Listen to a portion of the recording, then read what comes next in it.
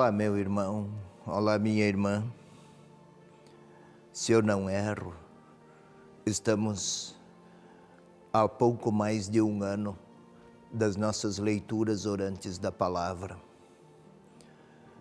E neste domingo de Pentecostes, dom prometido do Espírito Santo, neste domingo de Pentecostes aqui estou para convidá-lo, para convidá-la uma vez mais à nossa leitura orante da palavra.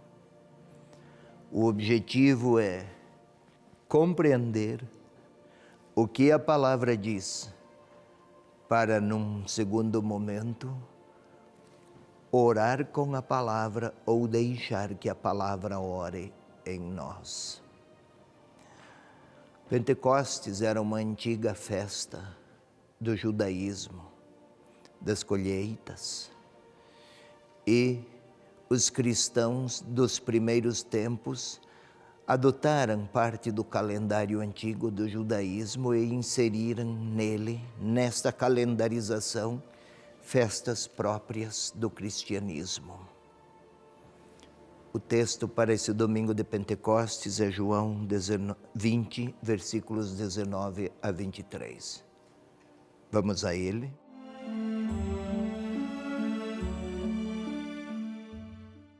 À tarde desse mesmo dia, o primeiro da semana, estando fechadas as portas onde se achavam os discípulos, por medo dos judeus, Jesus veio e, pondo-se no meio deles, lhes disse: a paz esteja convosco.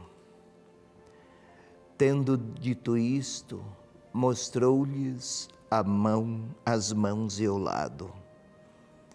Os discípulos então ficaram cheios de alegria por verem o Senhor. E ele lhes disse outra vez: a paz esteja convosco.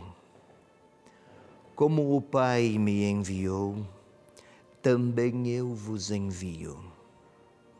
Dizendo isso, soprou sobre eles e lhes disse: recebei o Espírito Santo. Aqueles a quem perdoardes os pecados, ser-lhes-ão perdoados. Aqueles aos quais retiverdes, ser-lhes-ão retidos. É esta a palavra do Evangelho para esse domingo de Pentecostes. São apenas 5 versículos. Vamos tentar compreendê-los. O objetivo é preparar-nos para a leitura orante da palavra que vem a seguir.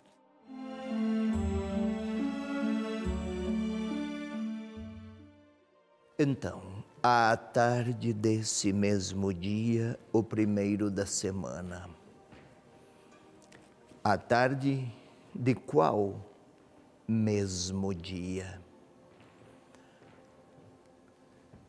Alguns versículos antes, Maria Madalena fora, no primeiro dia da semana, fora até o sepulcro, porque queria ungir o corpo do amigo Jesus, pois que não lhes fora possível na sexta-feira. Já chegava o sábado, e no sábado nada de tudo aquilo poderia ser feito. Foi logo cedo, pela manhã. A pedra estava removida. Os discípulos foram até lá, viram. O corpo não estava. Mas à tarde desse mesmo dia, Maria Madalena fora bem cedo, pela madrugada ainda, no mesmo dia. Então, qual mesmo dia? O primeiro dia da semana.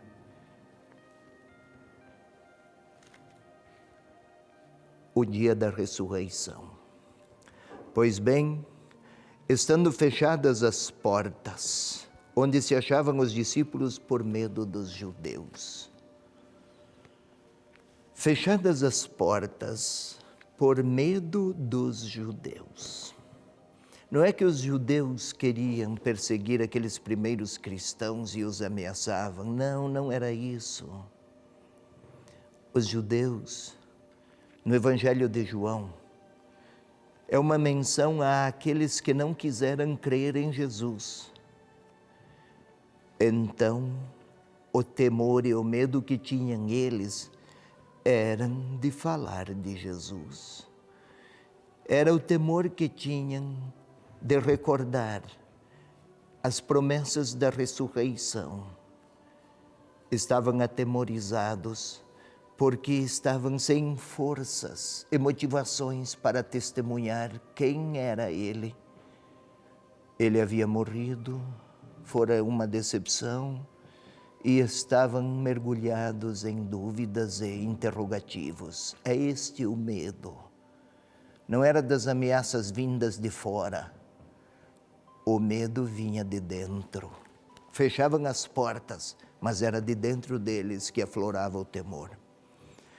Pois bem, Jesus veio e, pondo-se no meio deles, disse-lhes. Jesus veio. 3 verbos. Veio, pôs-se no meio deles, falou. Vir é uma ressonância antecipada daquilo que se espera, daquilo que os discípulos creram desde o início, que um dia o Senhor virá, voltará, pôs-se em meio a eles, porque esse detalhe espacial no meio, porque a comunidade, para encontrar o ressuscitado, é preciso a vida comunitária, a partilha da fé. É possível reconhecê-lo e percebê-lo lá onde a fé partilhada e a esperança compartilhada, é lá o Senhor se deixa ver. E o Senhor se colocou no meio deles e disse, a paz esteja convosco. Paz. Era a maneira comum, ordinária de saudar. Nós dizemos bom dia, ou boa tarde, ou boa noite. Era paz à época, shalom. Mas é preciso que mergulhemos no âmbito de sentido destas saudações. Para aquela época, se dissesse bom dia, não é apenas uma saudação fugaz de momento, como se fosse uma mera cortesia. Se alguém disser bom dia, quem assim fala compromete-se a fazer bom o dia da pessoa que encontra. O mesmo aqui com a paz. O Senhor vem trazer a paz e vem oferecer sua vida de ressuscitado para que eles experimentem a paz, que não é tranquilidade, paz, que não é ausência de problemas ou de divergências, não, mas é a segurança, a convicção de que a vitória do Senhor Deus está assegurada pela ressurreição. Então os discípulos, por mais que se deparem com desafios de toda ordem, o ressuscitado se faz próximo para que com sua vitória os discípulos experimentem sua alegria. De fato, os discípulos se alegraram. Ficaram cheios de alegria por verem. E aí, como o Pai me enviou, eu também vos envio. Interessante. Como o Pai me enviou, eu também vos envio. Não é que um passa para o outro a missão, longe disso. Mas se o Pai enviou seu Filho, Jesus, para salvar o mundo, os discípulos são enviados por Ele, pelo Salvador, para que ofereçam a salvação que Ele Filho assegurou à humanidade. Isto é, a missão dos discípulos se fundamenta na missão do Senhor, do Filho. O Pai envia, o Filho leva a salvação. É Ele o Salvador e os discípulos têm essa corresponsabilidade. Não são salvadores, mas levam a vida, a mensagem, a voz do Salvador. E em seguida soprou sobre eles, muito importante para esse dia de Pentecostes, o sopro é a vida. A experiência do homem bíblico era muito singela. Se eu não respiro, se eu ficar sem ar, eu morro. Então, a vida que ele soprou sobre eles, discípulos, é a vida do ressuscitado. Mostrou-lhes as mãos e o lado, não para mostrar feridas ou cicatrizes da crucifixão de 3 dias antes, 2 dias, e o lado aberto pela lança do soldado, não para mostrar cicatrizes curadas ou feridas abertas. Ele queria que o discípulo entendesse e que os leitores entendessem que só é possível encontrar o ressuscitado ou encontrar-se com o ressuscitado quem o segue no caminho da cruz. Não é possível o encontro com o ressuscitado recusando o caminho e o seguimento da cruz. É este o conjunto, o âmbito do sentido em que celebramos o Pentecostes. E o sopro do Espírito sobre eles é a vida do ressuscitado que ele comunica aos discípulos. E estes discípulos, densos, ricos, impregnados da vida do ressuscitado, sopro, sai do mais profundo do corpo, na mentalidade da época, e sopra. Se recorda, no Antigo Testamento, Gênesis, o Senhor soprou sobre as narinas do primeiro homem e ele se tornou um ser vivente. Ou então Ezequiel 37, um campo cheio de ossos ressequidos, ossos humanos ressequidos, imagem do Israel que experimentara a morte, e um sopro. O sopro do profeta, em nome de Deus, fizera com que todos aqueles ossos se tornassem vida e o povo retornasse à vida. Agora aqui é o sopro sobre os discípulos, para que enviados levem a vida do ressuscitado onde forem e a quem encontrarem. Era a promessa do Espírito Santo. E onde o Espírito Santo é levado, o perdão se torna a experiência mais imediata.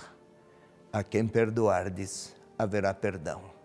A quem retiverdes, isto é, a quem ainda não chegar a crer no Espírito Santo e no ressuscitado, o perdão chega quando a fé for uma experiência objetiva e real.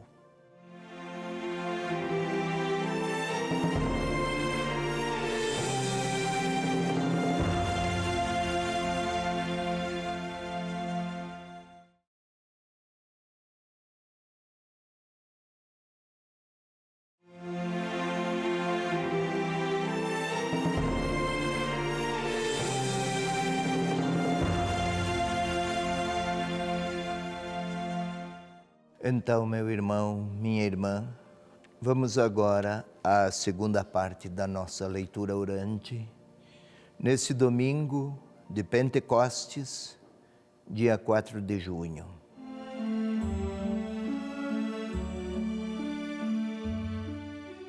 Como se trata de leitura orante e não de estudo, é necessário que pacifiquemo-nos, para que a distração, os devaneios, ou as lembranças de compromissos, ou de problemas, ou de atividades esquecidas e que afloram a nossa recordação justamente agora que estamos orando, para evitar isso, vamos pacificar-nos interiormente.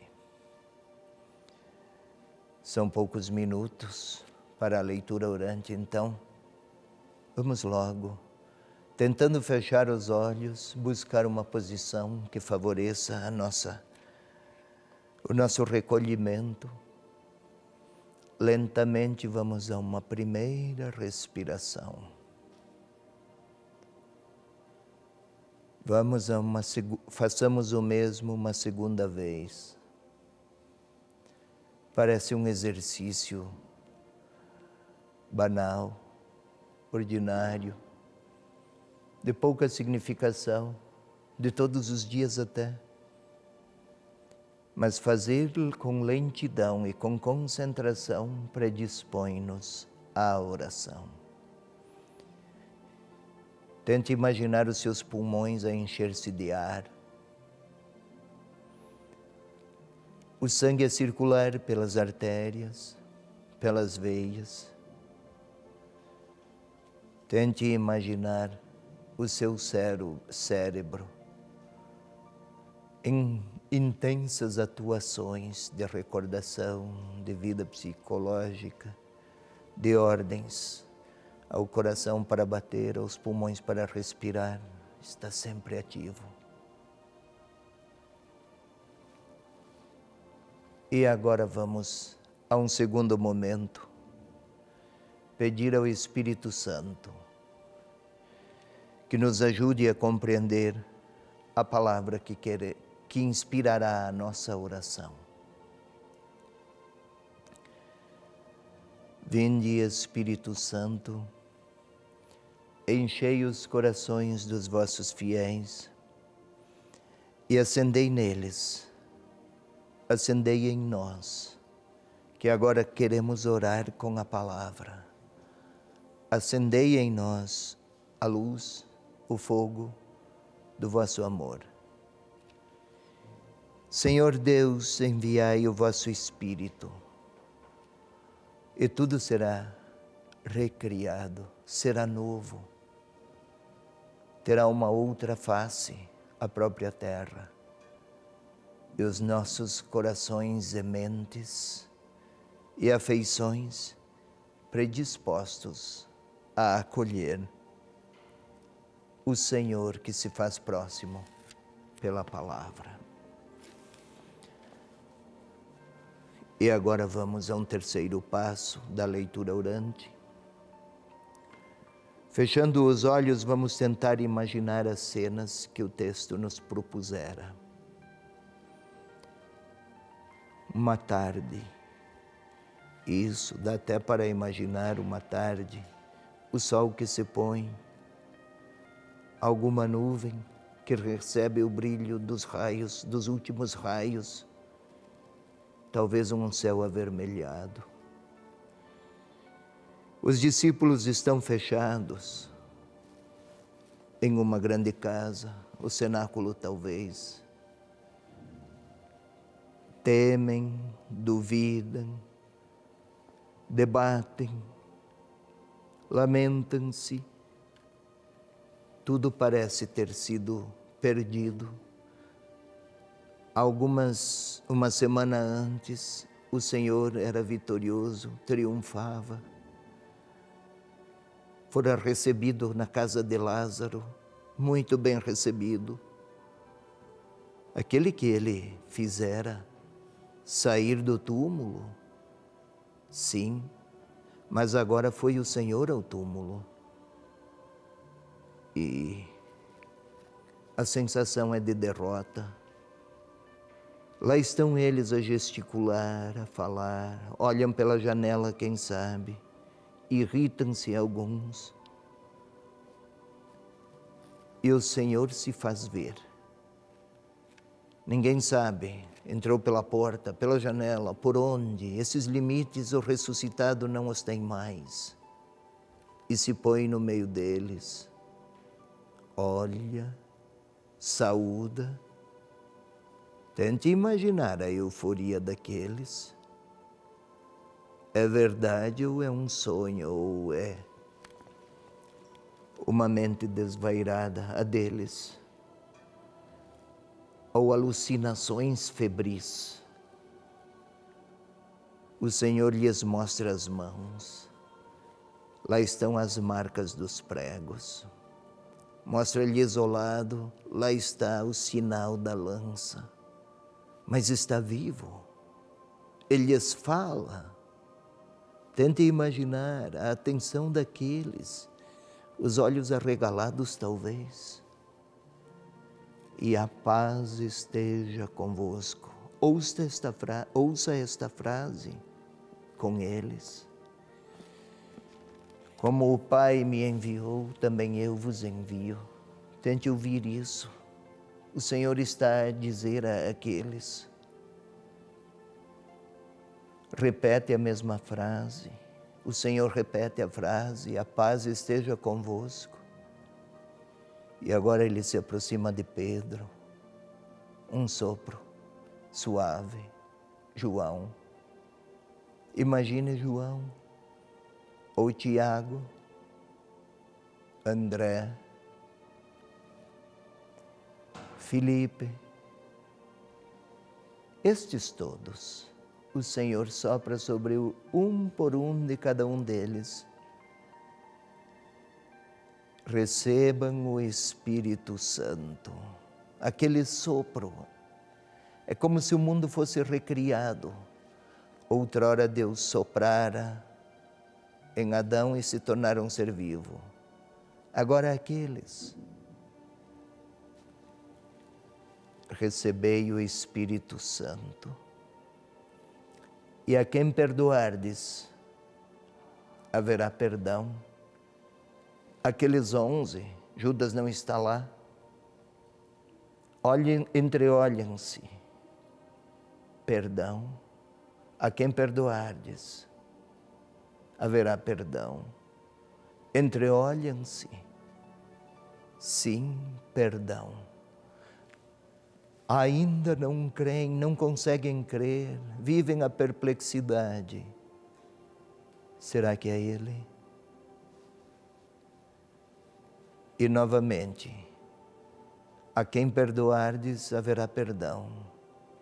A quem não perdoardes serão retidos, isto é, quando vier o perdão, eles serão perdoados. Mas o Senhor, eles olham para o Senhor,